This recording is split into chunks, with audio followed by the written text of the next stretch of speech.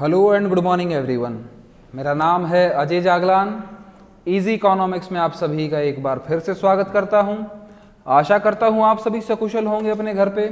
तो बच्चों, जैसा कि आप सब जानते हैं, हम लोग मैक्रो इकोनॉमिक्स के कुछ जो बेसिक कंसेप्ट थे उनके बारे में हम लोग बात कर रहे थे। ठीक है, कल हम लोगों ने सीखा कि कंजम्पशन एक्सपेंडिचर क्या होता है, ठीक है, और कंज्यूमर कौन होता है, और कंज्यूमर के डिफरेंट पॉइंट्स हम लोगों ने सीखे, कंपोनेंट हम लोगों ने सीखे। ठीक है, आज हम लोगों को उसी कड़ी में जो नेक्स्ट टॉपिक है वो कवर करना है कि ग्रॉस इन्वेस्टमेंट क्या होती है, क्योंकि हम लोगों ने कल इन्वेस्टमेंट के बारे में सीखा था कि इन्वेस्टमेंट क्या होती है। आज हम उसी इन्वेस्टमेंट के नए नए रूप, नए नए कंपोनेंट के ग्रॉस इन्वेस्टमेंट क्या होती है, नेट इन्वेस्टमेंट क्या होती है, और जो डेप्रिसिएशन का कंसेप्ट है जो हम लोगों ने कल छोड़ दिया था, ठीक है, उसको आज के लेक्चर में कवर करेंगे। So a lot to know, a lot to discuss as always, but before we begin, अगर आप हमारे चैनल पर नए हैं तो चैनल को सब्सक्राइब करना बिल्कुल ना भूलें और बेल आइकन को प्रेस जरूर कर दें। तो बच्चों, स्टार्ट करते हैं हम लोग अपना आज का टॉपिक, ग्रॉस इन्वेस्टमेंट। देखो, कहता है gross investment refer to total production of capital goods during the year. कि ग्रॉस इन्वेस्टमेंट का मतलब है कि एक साल के अंदर, एक अकाउंटिंग पीरियड में, एक फाइनेंशियल ईयर में हम लोगों ने कितने कैपिटल गुड्स का प्रोडक्शन किया है। हम में से मतलब है बच्चे वो प्रोड्यूसर, ठीक है, वो प्रोड्यूसर से कि एक प्रोड्यूसर ने एक अकाउंटिंग ईयर में कितनी कैपिटल गुड्स का प्रोडक्शन किया है इन्वेस्टमेंट को लेके। अब वो इन्वेस्टमेंट भी तो क्या थी, वो इन्वेस्टमेंट बच्चे कैपिटल स्टॉक में तो ऐड हो रही थी हमारी। ठीक है, कहता है gross investment refer to total production of capital goods during the year which includes capital goods used for the replacement. वो कैपिटल गुड्स जो रिप्लेसमेंट के तौर पे इस्तेमाल की गई हैं। भाई, पुराना सामान था, वो खराब हो चुका है, अब उसकी जगह नया सामान ले लो। मेरे पास पुरानी टेबल थी, खराब होगी, नई टेबल ले लो। एक तो वो कैपिटल गुड्स जो रिप्लेसमेंट के तौर पे इस्तेमाल की गई है, ठीक है, एग्जिस्टिंग कैपिटल स्टॉक में। दूसरा, capital goods which capital goods use as a net addition to existing capital stock. जो एग्जिस्टिंग कैपिटल स्टॉक था ना हमारे पास, उसमें जो नया कैपिटल स्टॉक हम लोगों ने ऐड किया है, एक तो जो रिप्लेस किया है, दूसरा जो नया ऐड किया है, ठीक है, उसके बारे में यहां पर बात कर रहा है। कहता है इन दोनों पॉइंट को हम लोग क्या कहते हैं, ग्रॉस इन्वेस्टमेंट। जैसे मैं आपको एग्जांपल दे देता हूं इन दोनों के। बात करता है, मेरे पास पहले दो मशीन थी भाई, ठीक है, प्लांट मशीनरी क्या हमारे लिए कैपिटल गुड है कि मेरे पास दो मशीन थी, मैंने अब क्या कर लिया, वो दो मशीन होगी पुरानी, ठीक है, सॉरी, दो मशीन में से एक मशीन होगी पुरानी, मैंने उसको रिप्लेस कर दिया, तो वो इन्वेस्टमेंट रिप्लेस कर दिया मैंने इसको। दूसरा, मैंने एक मशीन और ले ली, मेरे पास टोटल कितनी मशीनें होगी, अब 3 मशीन होगी। एक ने तो क्या किया है, पहली को रिप्लेस किया है, और एक ने क्या किया है, जो एग्जिस्टिंग कैपिटल स्टॉक था हमारे पास 2 यूनिट्स का, 2 मशीनरी का, उसमें एड ऑन किया है। कितनी बन गई, वो टोटल 3 बन गई हैं। तो ये दोनों इन्वेस्टमेंट किसके अंदर ऐड होंगी, ग्रॉस इन्वेस्टमेंट के अंदर ऐड होंगी। याद रखना, आपको मैं 2 वर्ड बता देता हूं जो आपको पूरी जिंदगी ताउम्र काम आएंगे। वो 2 वर्ड कौन कौन से हैं बच्चे, एक तो ग्रॉस और एक नेट। ग्रॉस का मतलब कि जिसमें कुछ ना कुछ ऐड हो रहा हो, ग्रॉस में कुछ ना कुछ ऐड हो रहा होता है, नेट में कुछ ना कुछ लेस हो रहा होता है जो ग्रॉस में ऐड था। ठीक है, दोनों के डेफिनेशन कई बार ये याद करने के लिए सिंपल सी बात है बच्चे, ग्रॉस में काफी चीजें ऐड होती हैं, नेट में ग्रॉस में से कुछ चीजें लेस कर देते तो वो नेट बन जाती है। ग्रॉस में से ही नेट बनता है और नेट की हेल्प से नेट में कुछ ऐड कर देंगे तो वो ग्रॉस बन जाएगा। तो ये दोनों वर्ड की डेफिनेशन अपने माइंड में हमेशा क्लियर करके चलना भाई। ठीक है, आगे कहता है capital goods used for replacement of existing capital stock refer to depreciation.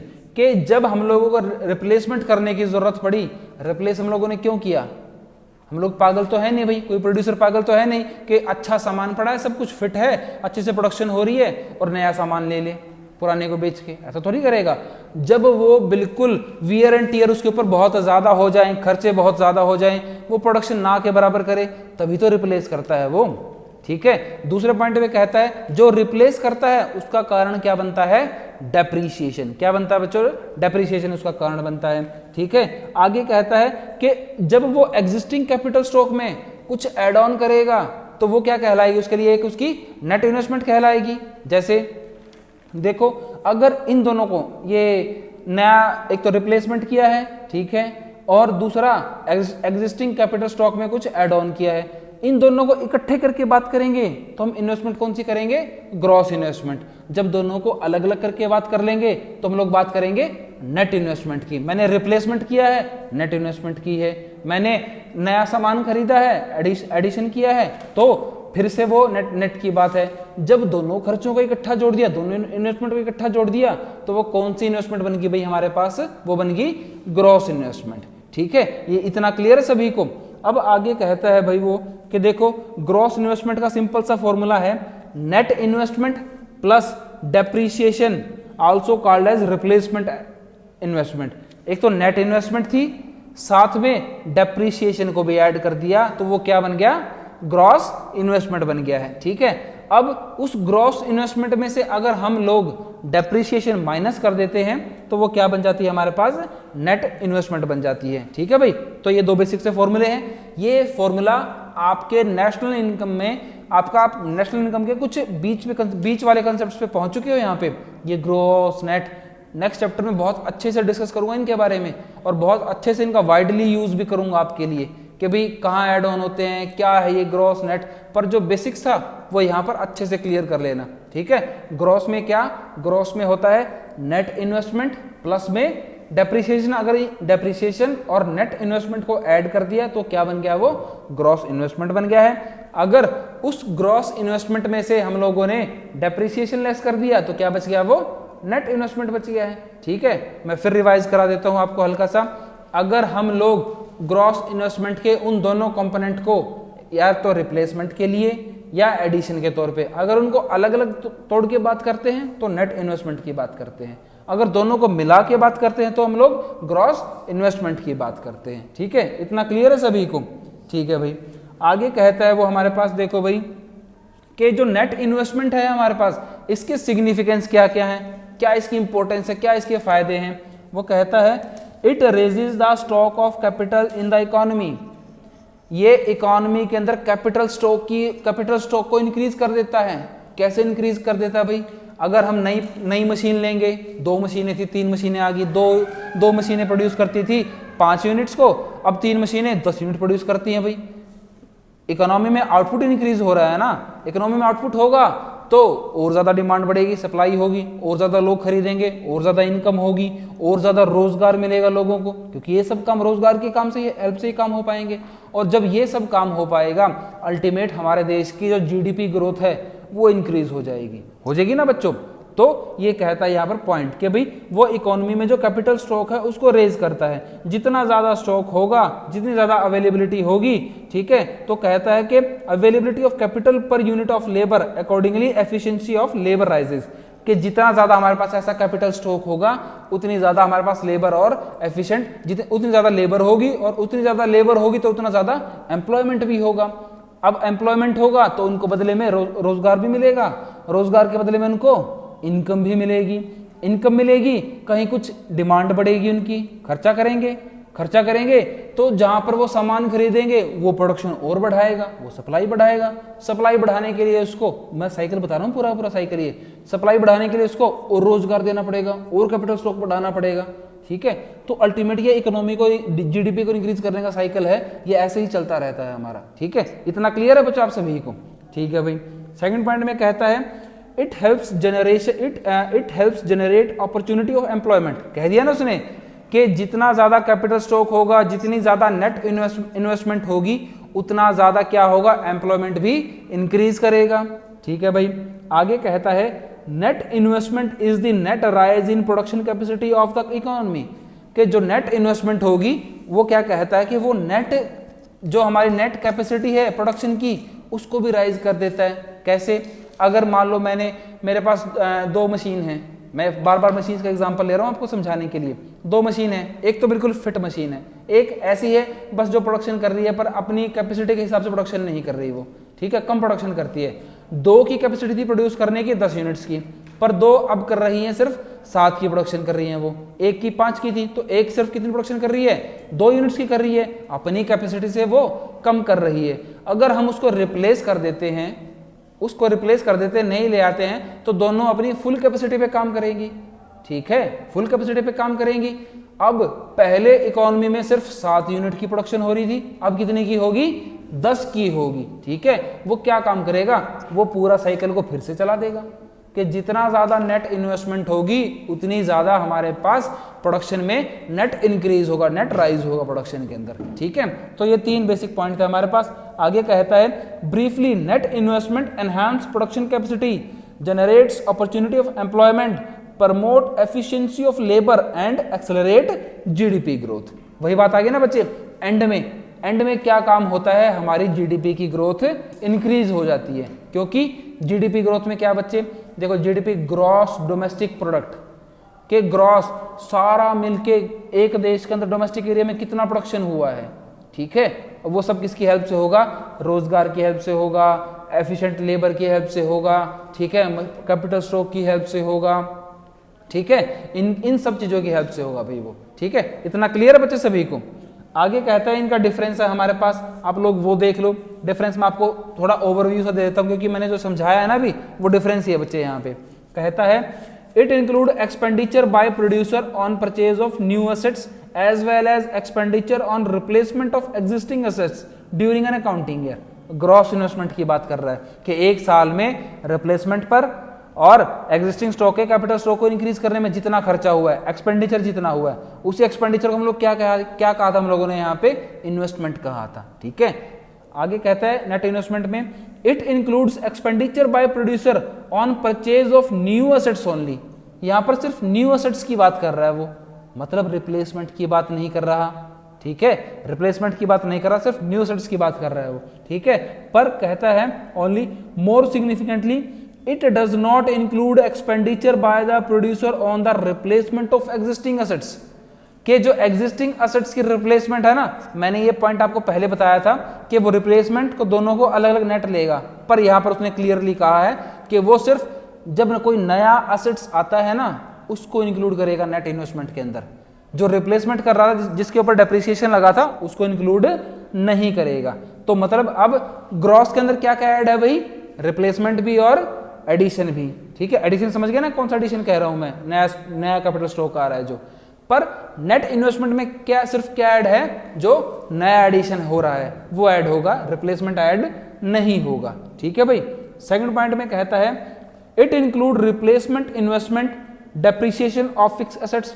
Gross में तो डेप्रिसिएशन भी है पर वहां पर तो रिप्लेसमेंट एसेट्स तो ऐड है ही नहीं, तो डेप्रिसिएशन वहां पर ऐड है ही नहीं। थर्ड पॉइंट में कहता है it does not show net addition to the existing capital stock। ये क्या शो नहीं करता कि जो नेट एडिशन हुआ है कि सिर्फ अकेला कितना एडिशन हुआ है, ये तो रिप्लेसमेंट को भी साथ में शो करता है। ठीक है, ग्रॉस इन्वेस्टमेंट में सिर्फ नया एडिशन, इकलौते नए एडिशन को शो नहीं करता, वो साथ में जो रिप्लेसमेंट हुआ है उसको भी शो करता है। पर नेट इन्वेस्टमेंट के अंदर सिर्फ और सिर्फ क्या शो करता है, वो जो नया ऐड हुआ है उसको शो करता है भाई। ठीक है, तो ये हमारे पास इसका बेसिक सा डिफरेंस था।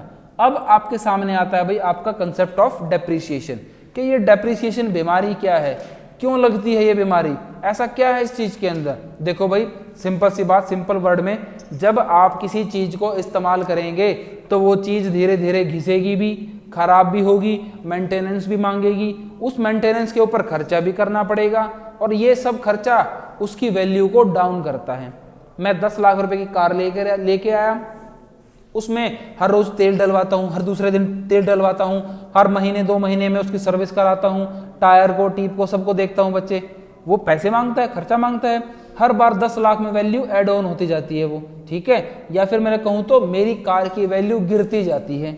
जो वैल्यू गिर रही है, जो वैल्यू फालतू लग रही है, वो क्या कहलाएगी हमारी, वो डेप्रिसिएशन कहलाएगी। अगर रियल वर्ड में बात करें, जो वैल्यू लगातार गिर रही है, आपने 10 लाख की कार ली है आज, क्या आप उसको 2 साल बाद 10 लाख की बेच देंगे या 12 लाख की बेच देंगे? नहीं बेच पाएंगे ना, आपको वो 5 लाख की, 6 लाख की, 4 लाख की, कंडीशन के हिसाब से जितनी वैल्यू कम हुई है मतलब उसके ऊपर उतना क्या लगा है, डेप्रिसिएशन लगा है भाई। ठीक है, ये कंसेप्ट था हमारे पास डेप्रिसिएशन का। अब कहता है कुछ पॉइंट है इसके अंदर बेसिक से, वो सबसे पहले कहता है कुछ पॉइंट्स हैं। सबसे पहले नॉर्मल वियर एंड टियर।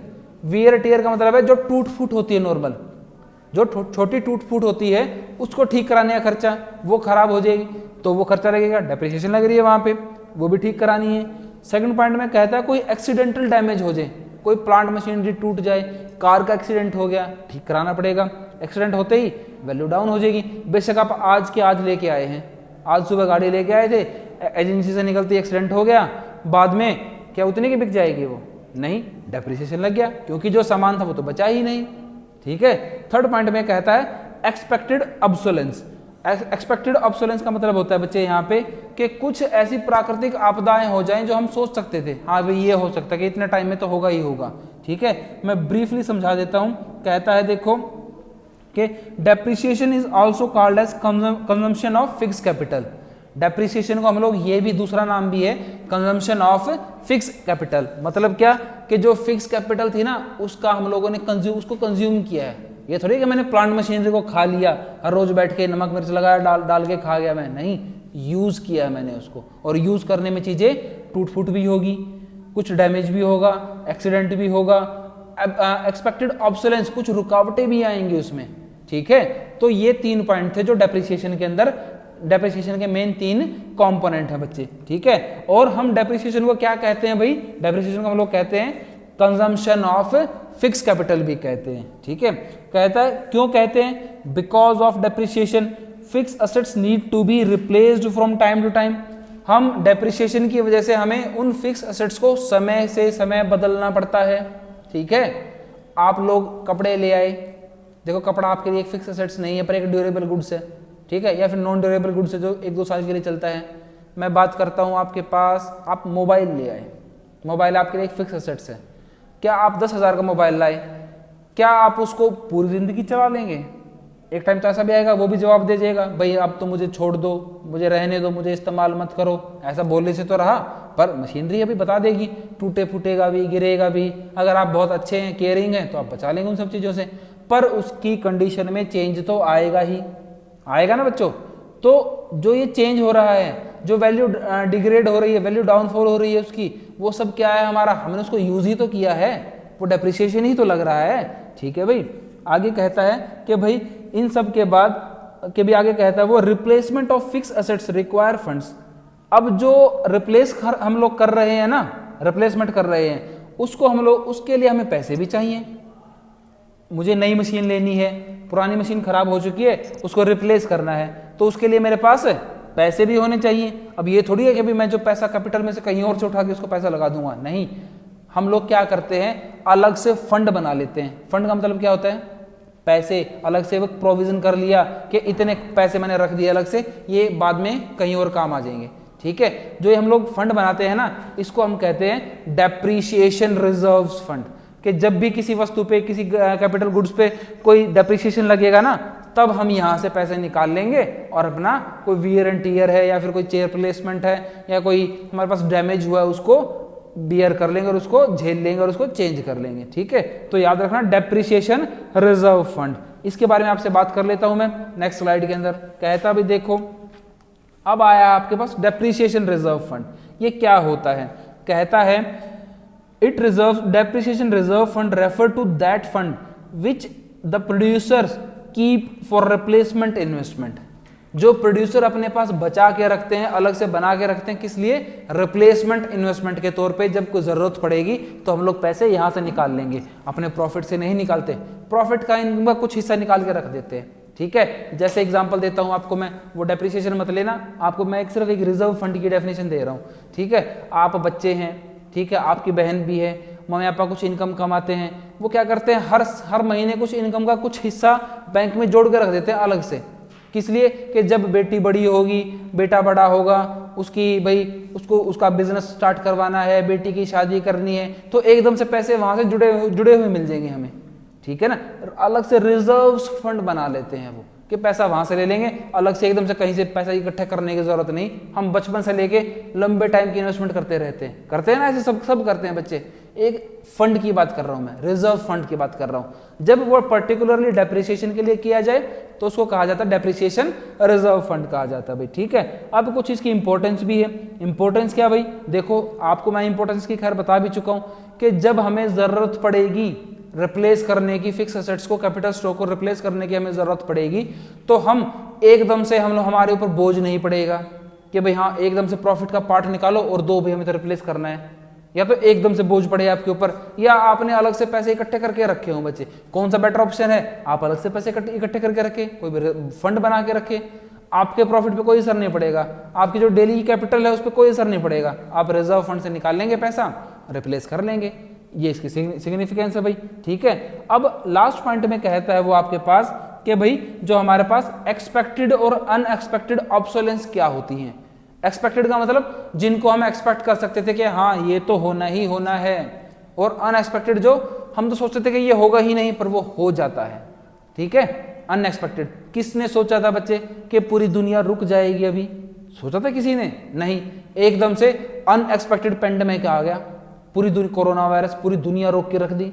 कोई एक्सपेक्टेड था कि 2020 में हम लोग जब से पैदा हुए यही सुनते आ रहे हैं कि 2020 के मार्च महीने में लॉकडाउन लग जाएगा, कारण कोरोना वायरस। किसी को पता था? नहीं पता था, एक्सपेक्टेड नहीं था, अनएक्सपेक्टेड ऑब्सोलेंस आया है कोई, ठीक है।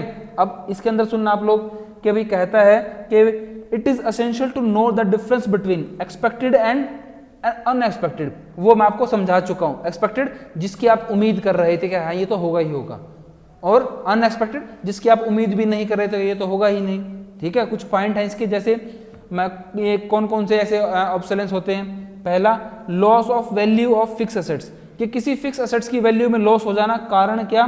कि वो टेक्नोलॉजी आउटडेटेड होगी, टेक्नोलॉजी बदल गई। आपके पास आज ये बटनों वाला फोन है, आपके पास टच वाला फोन भी है, क्या बटन वाला फोन यूज करते हो आप लोग? नहीं करते, क्यों? क्योंकि टेक्नोलॉजी पुरानी हो चुकी है। एक्सपेक्टेड आपके लिए एक अनएक्सपेक्टेड ऑब्सोलेंस आ गया या एक्सपेक्टेड ऑब्सोलेंस आ गया ये, ठीक है भाई।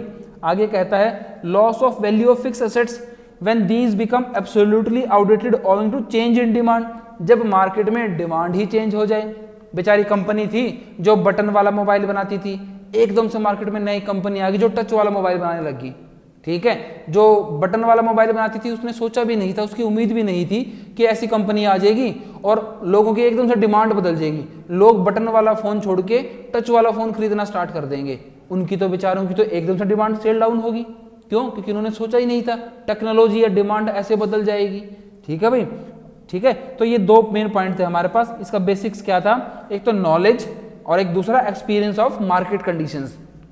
पहला, प्रोड्यूसर के पास नॉलेज होनी चाहिए हमारे प्रोडक्ट की, और दूसरा उसको बाजार की जो कंडीशन है, सिचुएशन है, बाजार के हालात हैं, उनके बारे में भी पता होना चाहिए, तब वो इन एक्सपेक्टेड और अनएक्सपेक्टेड ऑब्सोलेंस से वो बच सकता है भाई, ठीक है।